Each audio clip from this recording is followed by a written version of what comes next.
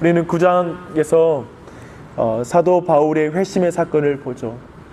이 자체가 사도행전의 아주 분수령, 사도행전의 중요한 전환점을 알리고 있는 부분이기도 합니다.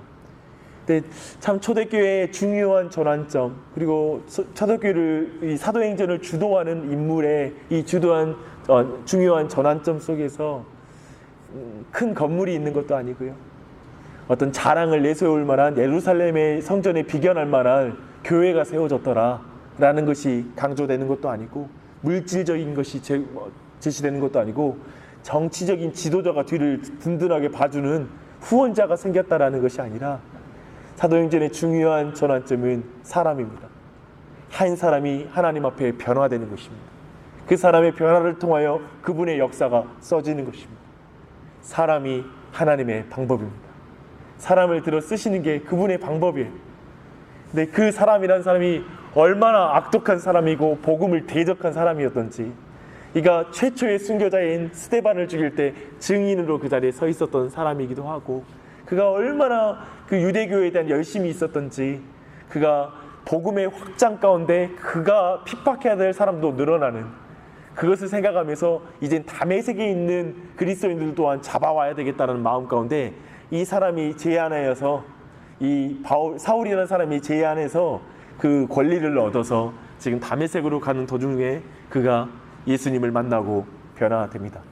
근데 이 사건에 대해서 오늘 본문에서 계속해서 그 성경의 본문이 제시하는 거 뭐냐면 너무 충격적이었다라는 거예요.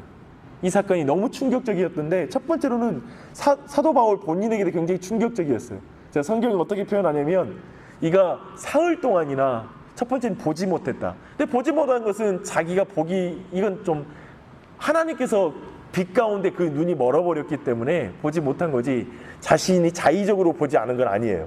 근데 그 뒤에 나온 건 자의적이었던 걸 보게 돼요. 뭐냐면 먹지도 마시지도 않아요.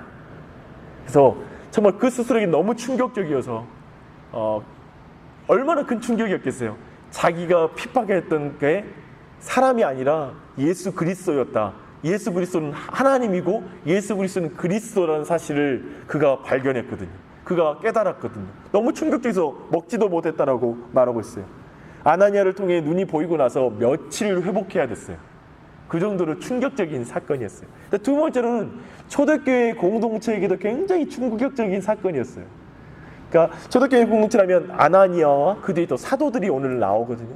아나니아 본인에게도 너무 당혹스러워서, 하나님, 이 사람에 대한 소문을 내가 여러 사람을 통해서 들었는데 이 사람은 정말 교회를 핍박하는 자이고 지금 그 핍박의 권리를 가지고 지금 오는 중에 있습니다 라고 말하면서, 아니 무슨 말씀하세요 하나님, 내가 왜 제가 그 사람한테 갑니까? 이렇게 지금 자신 안에 당혹스러운 마음을 표현하고 있는 걸 그대로 여과 없이 성경이 보여주고 있습니다. 그의 제자됨을 믿지 못하는 것이죠. 근데 하나님께서 그를 이방인과 임금들과 그리고 정말 유대인들에게 복음을 전하게 자기 부른 특별한 그릇이라는 사실을 알려주셨어야지, 하나님이 일일이 설명해 줘야지만 설득당하는 상황이에요. 어떤 사람의 말도 믿을 수 없는 그런 상황이었던 것이죠. 그런데 또 한 가지는 그 사도들 또한 오늘 본문에 나와요. 사도들 동안 그가 찾아왔을 때 그는 우리를 핍박하는 자서 말하면서 두려워했지, 그가 정말 변화되었다는 사실을 믿지 못해요. 그래서 바나바를 통하여서 설명되었을 때 그 사실을 믿게 되죠. 근데 이제 이것이 초대교회뿐만 아니라 또 당혹스러워하는 사람들이 있는데 유대인들입니다. 유대교인들. 갑자기 20절에 보니까 그가 성경에서 표현하는 건 뭐냐면 즉시로라는 표현을 써요.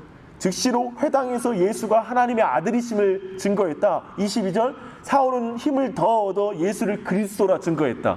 그래서 지난주에 우리가 말씀을 배울 때 지지난주였죠. 예수가 주요 그리스도이다. 이때 주라는 것은 하나님이심을 말하고, 그리고 그리스도라는 사실, 사도들이 이 두 가지 내용을 전했잖아요. 복음이에요. 근데 사도 바울 또한 그 동일한 것, 예수가 하나님이신 것과 그리스도이신 것을 분명하게 믿게 되었다라는 그 사실을 그가 즉시로 증거했다라고 말해요. 사울은 힘을 더 얻어서 강하게 증거했다. 갑자기 예수의 이름으로, 예수 이름을 믿는 자들을 핍박하러 온 줄 알았더니만 그를 증거하는 모습을 보면서 그들이 당혹스러워했다라는 성경의 표현이 있습니다. 그리고 그를 죽이기로 결정하죠. 너무 당혹스러워서. 이런 부분. 오늘 본문 전체의 대강의 내용은 이러한 당혹스러움이 가득한 장입니다.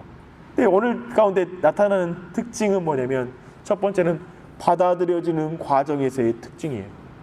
그러니까 이 사도 바울이라는 이 대적자가 초대교회 받아들이는 것 자체가 이렇게 당혹스러운 사건이었는데 받아들이는 그 과정에서 특별히 하나님께서는 돕는 자들을 붙이십니다.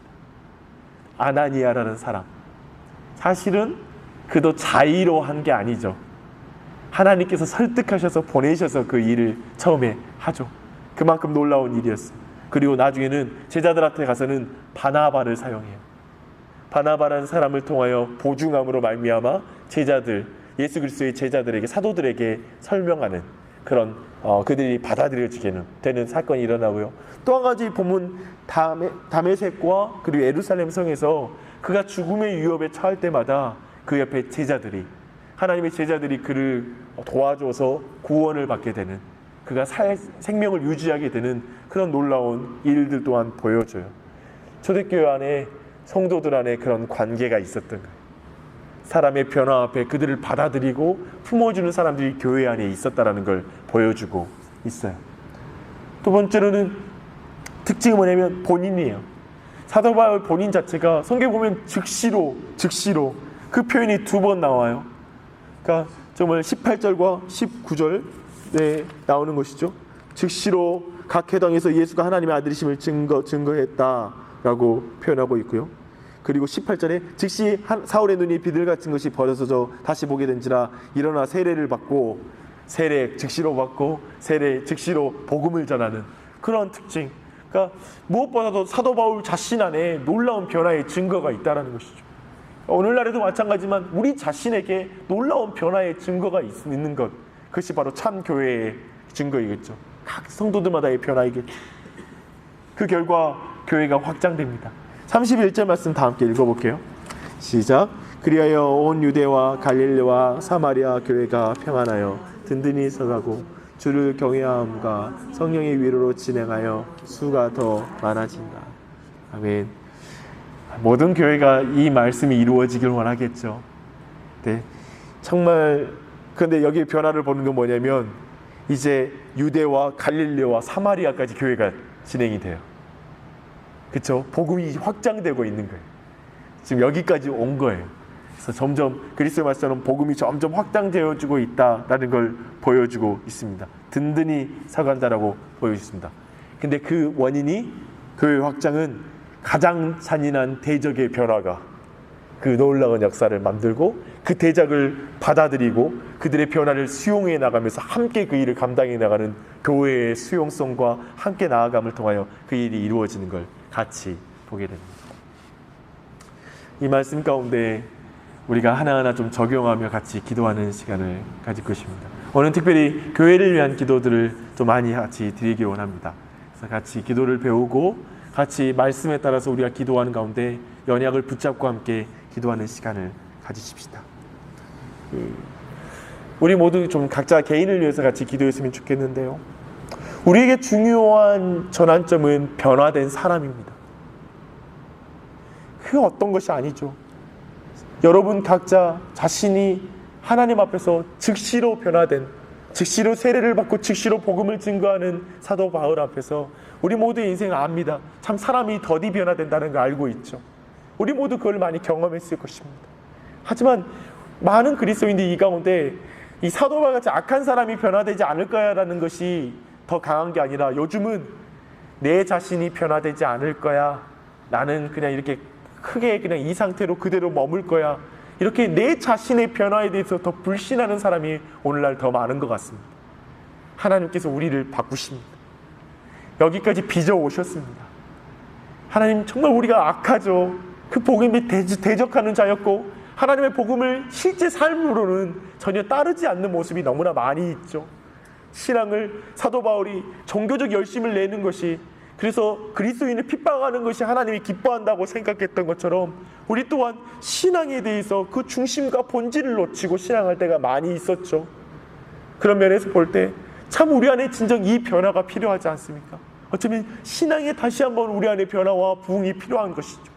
늘 우리가 굳어지고 늘 그 자리에 머무는 것이 아니라 나 또한 하나님이 변화시키십니다 라는 사실을 이 시간 믿음의 기도를 드리십시다.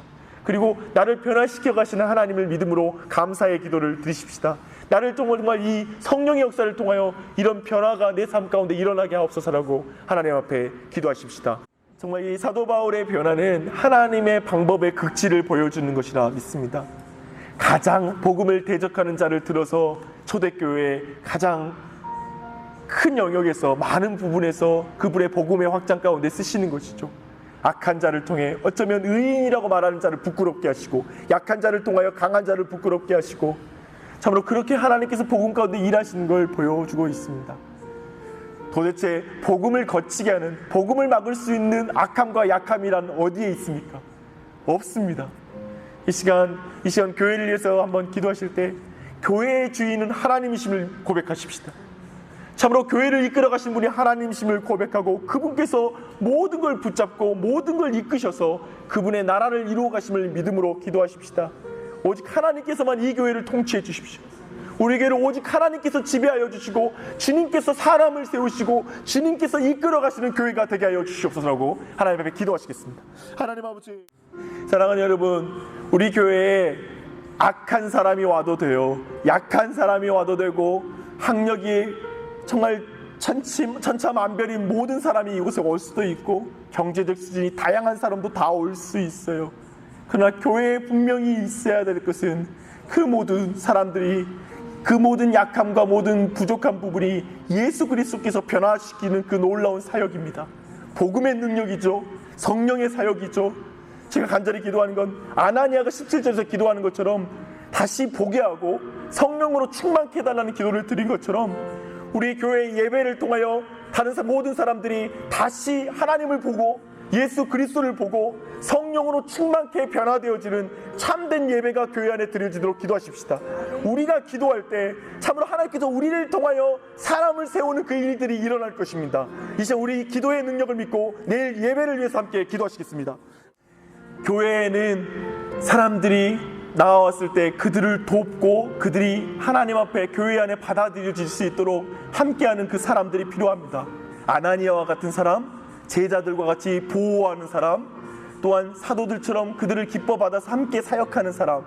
우리 교회 안에, 우리 교회가 이 땅에 많이 죽어가는 사람들, 이 땅에 많은 또 믿음 가운데 멀어진 사람들, 그리고 다시 교회 가운데 나아오는 많은 사람 앞에 그들을 따뜻하게 품고 그들을 환영하는 교회가 되도록, 그들을 돕는 자가 교회 안에 지금 있는 구성원들이 그들을 깊이 환대하고 품어줄 수 있는 교회가 될 수 있도록 이 시간 함께 기도하십시다. 기도하겠습니다.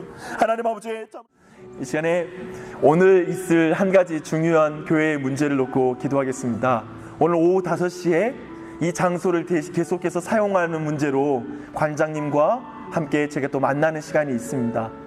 이 가운데 하나님의 간섭을 구하셨으면 좋겠습니다. 이곳은 아침마다 하나님께 기도하는 전이 되었습니다. 그리고 주일마다 우리 교회가 소중하게 사용하게 되었던 장소가 되었습니다. 그래서 알맞은 조건에 서로가 정말 기쁨 가운데 계속해서 사용할 수 있는 그 길이 열릴 수 있도록 하나님께 은혜를 좀 구하셨으면 좋겠습니다. 이 장소에 처음 올 때 교회가 함께 기도하고 들어왔습니다. 그래서 이 모든 또한 과정 또한 하나님이 이끌어 주시리라 믿습니다. 하나님께서 우리 교회의 모든 발걸음을 인도해 달라고, 앞으로의 이 교회의 모든 미래 가운데도 하나님이 인도해 달라고 우리 함께 믿음의 기도를 심으십시다. 기도하겠습니다. 이 지역과 교회를 위해서 기도하겠습니다. 지난 주에 감사하는 일이 있었는데 새벽 이슬교회라는 광주의 한 교회가 또 다른 체육관을 얻게 되었습니다. 그래서 그 일을 제가 같이 봤는데요. 너무 감사하게도 그 교회가 또 그런 좋은 위치를 얻게 되어서 너무나 감사합니다. 이것처럼 이 교회에는 좋은 하나님께서 세우신 아름다운 교회들이 설 것입니다. 정말 그 교회들이 복음을 증거하는 교회, 그래서 오늘 말씀처럼 권위 있는 교회, 정말 세상 사람이 볼 때에도 경외함이 생기는 교회, 그렇게 서서 성령의 위로를 전하는 교회로 정말 견고하게 서게 해달라고 이 땅의 교회와 세워질 교회들을 위해서 기도하겠습니다. 하나님 아버지,